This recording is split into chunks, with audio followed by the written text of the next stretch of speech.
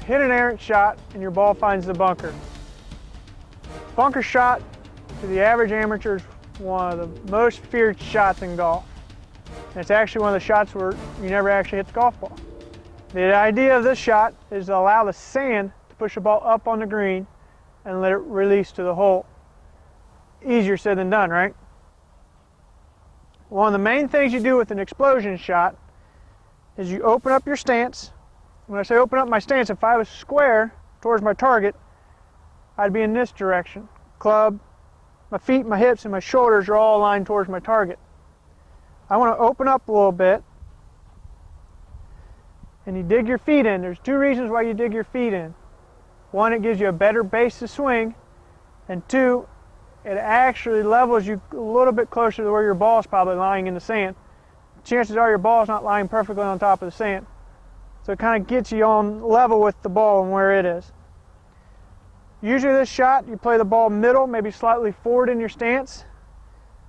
I kind of like to keep my weight about 50-50, maybe slightly towards the back. And one thing you do not want to do with a bunker shot is decelerate. Make sure you accelerate through the swing. You want to enter the sand. If I would not take any sand at all on a bunker shot, I would blade it across the green.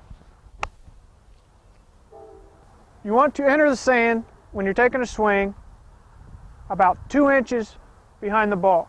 That allows the sand, enough sand to push the ball up onto the green and get it released to the hole. I just demonstrated if you don't take any sand, you're going to blade the shot over the green, possibly be in another bunker or somewhere else in the rough, and you got another chip shot. So the idea is to chip, enter the sand just slightly behind the ball and swing through the shot. Ball should pop out of the sand, nice and soft. You could hear how as loud as if normally you'd hit a shot off the club face. It's softened a little bit, the noise. The other thing too, part of etiquette when you enter a sand trap, is you want to enter it from the low side. What I mean by that is usually the side away from the green. You don't want to enter it coming into on the steep end or down in there, because you can break away the grass or walking in a sand trap, and your buddies would probably make fun of you for that. So you want to enter from the low side for safety, and so you don't break up the grass.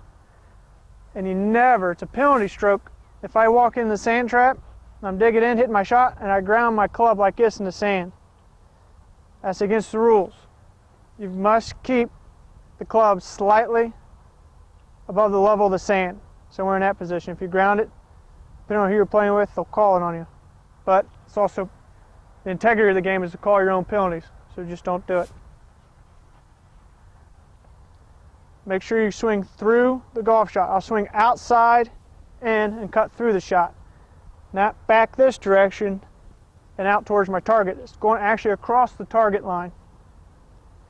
That allows it to pop out, and on the green allows me to cut underneath the shot, underneath the ball, swing across it, so to speak, instead of right at it. And it helps the club face slice right through the sand a lot easier. Snyder, we're unique. We've been here 90 years. 4 of these greens are 90 years old. So we have to treat them with a little bit of a care and kid glove. 10 of the greens are basically built in 1921. 4 of them got rebuilt in the 40s and 50s.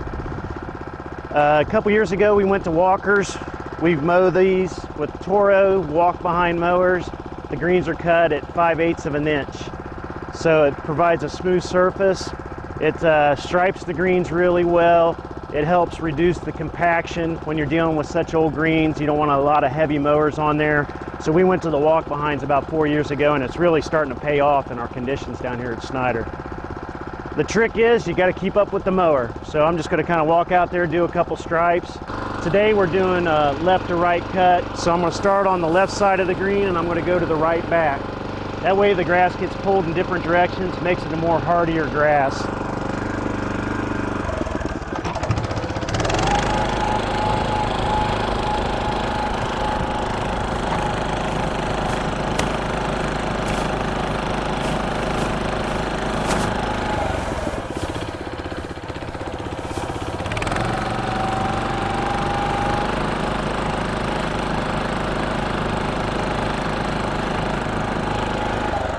You can kind of see the dark stripes and the clear stripes.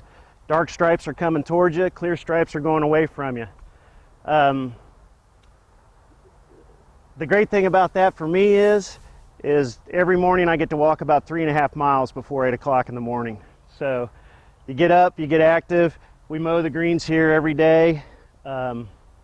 Just a little special treatment I think Snyder Park gives you that probably no other course in the county does.